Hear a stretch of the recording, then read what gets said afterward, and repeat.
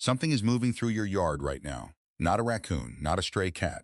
A bird, one you'd recognize instantly if you saw it in daylight. The same one that probably landed on your fence this morning. And right now, somewhere between 2 and 4 in the morning, in the part of the night so deep that even the owls fall still, it is wide awake. Most of us grow up with a simple picture of birds at night. They find a branch, they sleep, they wake when the sun does. Clean and uncomplicated. But that picture is wrong, and not just slightly wrong. What actually unfolds in your backyard during those 2 hours before dawn is so specific, so strange, and in certain cases so quietly alarming that it rewrites everything you thought you understood about the birds you watch every day. This window, 2 a.m. to 4 a.m., is one of the least observed stretches of bird behavior on the planet. And tonight, without you knowing it, it's happening again.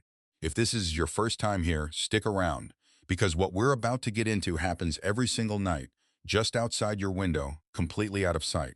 Today we're pulling back the curtain on that 2 a.m. to 4 a.m. window. The coldest stretch, the darkest stretch. The hours when your backyard birds are at their most vulnerable, and it turns out they're most extraordinary. We're going to walk through exactly what they're doing when they think no one is watching. Stay until the end. The last thing we cover was only confirmed by researchers within the last decade or so, and when it came out, it genuinely unsettled the ornithology world, because it meant that scientists had been wrong about bird behavior for generations. You won't see it coming. Let's start with the bird most likely sitting in your yard right now, the northern cardinal, the most recognized backyard bird in North America. Picture this, 2:37 in the morning, January. 18 degrees Fahrenheit. Somewhere in the holly bush by your fence, a male cardinal is not asleep. He is in what researchers call vigilant rest, one eye closed. The other, literally, physically open, scanning the dark branches around him. This isn't a metaphor. Scientists at the Max Planck Institute for Ornithology have documented that many bird species practice what's known as unihemispheric slow-wave sleep. One hemisphere of the brain drops into deep sleep, while the other stays fully online. The eye connected to the awake hemisphere stays open and functional. Every 20 to 30 minutes through the night, the cardinal swaps which side is sleeping. But the 2 a.m. to 4 a.m. stretch is different from the rest of the night, and here's why. This is the coldest window. Air temperature bottoms out in the hours just before dawn, and during these hours, the cardinal's body is working harder than at any other point in the night just to stay warm. Consider the scale of what that means. A cardinal weighs around 45 grams, roughly the same as a golf ball. On a night when temperatures fall into the teens, that tiny body is burning through fat at a rate that gives it maybe 12 to 14 hours before it runs out. By 2 a.m., the bird hasn't eaten in 6 or 7 hours. Its body is running a live calculation. If the temperature keeps dropping, if it burns through reserves faster than expected, it may not make it to morning. So it does something remarkable. During this coldest window, cardinals, along with many other small songbirds, engage in what's called nocturnal torpor adjustment. Not full torpor, which is a deeper hibernation-like state. Something more controlled, a deliberate, measured reduction in body temperature and metabolic rate, just enough to stretch fat reserves without shutting down so completely that the bird can't respond to a threat. Research published in the Journal of Avian Biology found that cardinals can reduce their nighttime body temperatures by 3 to 5 degrees Fahrenheit during this window, cutting energy use by up to 10%. In survival terms, that margin is the difference between waking up and not waking up. While the cardinal is carefully managing his internal thermostat a few feet away, something far more extreme is happening inside the woodpecker hole in your oak tree. At 2:52 in the morning, a black-capped chickadee, weighing 11 grams, about the same as 2 pennies, has dropped its body temperature by 22 degrees Fahrenheit. Its heart rate, which runs at roughly 500 beats per minute during the day, has slowed to under 200. This bird is not asleep in any way we would normally recognize. It is in a state of controlled metabolic shutdown called regulated hypothermia, and without it, it simply would not survive a winter night in the northern United States. The math doesn't work otherwise. Maintaining normal body temperature across a 12-hour winter night would burn more energy than a bird that small can physically store.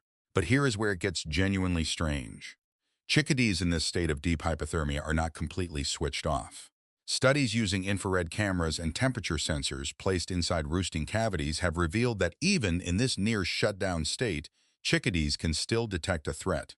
A predator brushing against the tree, claws scraping bark, the vibration of something large moving close. Any of these can trigger what researchers call emergency arousal, a sudden metabolic spike that brings the bird from near shutdown to fully alert and capable of flight in 30 to 60 seconds. The cost of that response is enormous. A single emergency arousal burns fat reserves equivalent to more than an hour of normal nighttime metabolism. If it's triggered multiple times in one night, the bird may not have enough left to survive until dawn. This is why the 2 a.m. to 4 a.m. window matters so much, for your yard specifically. It is the period of deepest physiological vulnerability. Disturbance during these hours isn't just inconvenient for the birds, it can be fatal. The quieter and safer your yard is in this window, the better the odds that the chickadee in your oak tree wakes up tomorrow. Now look up. Because while the cardinals and chickadees are managing survival down in the branches, something else entirely is happening above your house. On a peak migration night in mid-April, the number of birds passing over a single point in the eastern United States between 2 a.m. and 4 a.m. can reach into the hundreds of thousands. Not owls, not nightjars. The birds you see at your feeder. Thrushes, warblers, sparrows, the ones that will be in your yard in 2 weeks are flying over your rooftop right now, in total darkness, at altitudes between 500 and 3,000 feet. Cornell Lab's Birdcast project, which uses weather radar to track bird movement at night, has confirmed that the peak migration window for most small songbirds falls between midnight and 4 a.m. They lift off shortly after sunset, climb to cruising altitude, and fly through the dark, covering 200 to 400 miles before landing again at dawn. The 2 a.m. to 4 a.m. stretch is the midpoint of that crossing, the moment when they are farthest from where they started and farthest from where they're going. Fully committed. Why night? Daytime thermals and wind patterns make long-distance flights significantly more expensive in energy terms. Flying in the dark also removes the threat of daytime predators like hawks. But it introduces a different problem: navigation in near-total darkness across hundreds of miles of unfamiliar terrain. What birds use instead is staggering. Research from the University of Oldenburg in Germany found that migratory birds can actually perceive the Earth's magnetic field, not as a feeling or instinct, but visually.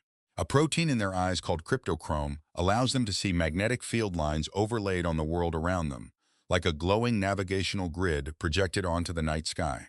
To a warbler flying over your house at 2:47 in the morning, the night is not dark. It is full of directional information we have no sensory framework to even imagine.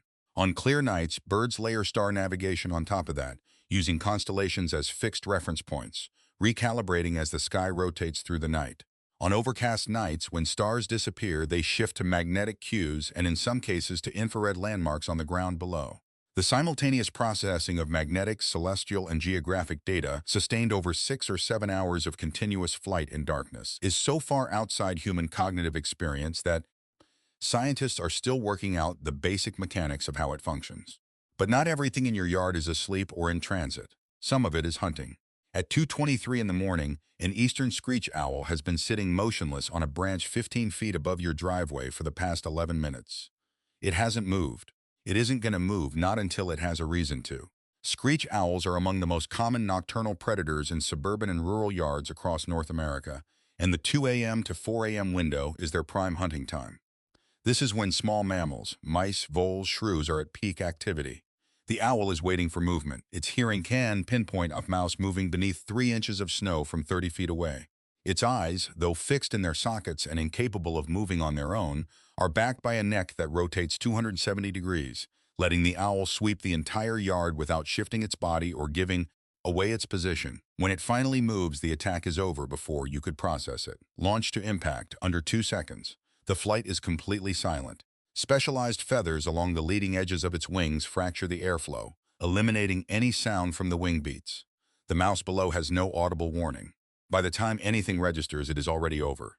For every sleeping bird in your yard, that owl is a background fact of the night. Screech owls produce a soft, descending territorial call at intervals throughout the dark hours. A quiet sound most people never notice, but one that every cardinal, every chickadee, every small bird within earshot is tracking continuously. Each call updates their internal threat assessment. How dangerous is tonight, and should they surface toward alertness or sink deeper into torpor? And then there are the birds doing something nobody predicted. In the early 2000s, researchers studying American robins in urban and suburban environments started seeing something in the data that looked, at first, like a recording error. Robins were singing at 2:30 in the morning. Not pre-dawn song, which typically begins around 4:30 or 5 a.m. depending on the season. Full territorial song. In the middle of the night. It took years to understand why. The answer is artificial light. Robins are acutely sensitive to light levels, and in neighborhoods laced with street lights, porch lights, and security lights, the ambient glow is enough to trigger the hormonal cascade that normally signals dawn.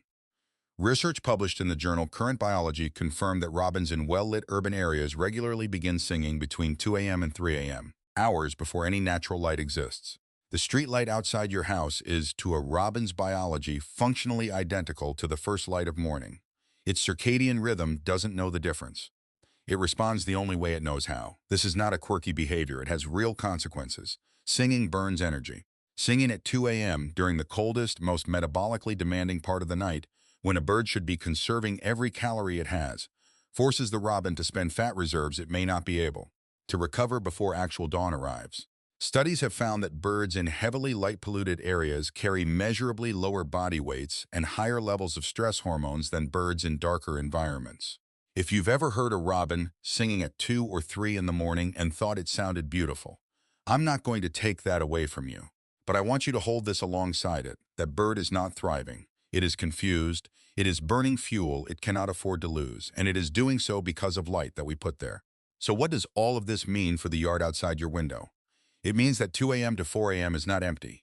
It is not quiet. It is not a gap in the day where nothing of consequence happens. It is 2 hours of extreme vulnerability, remarkable adaptation, and behavior that most people will go their entire lives without ever knowing existed.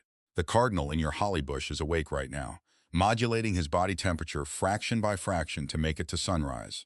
The chickadee in your oak is hovering at the edge of a controlled shutdown, burning the absolute minimum energy required to stay alive.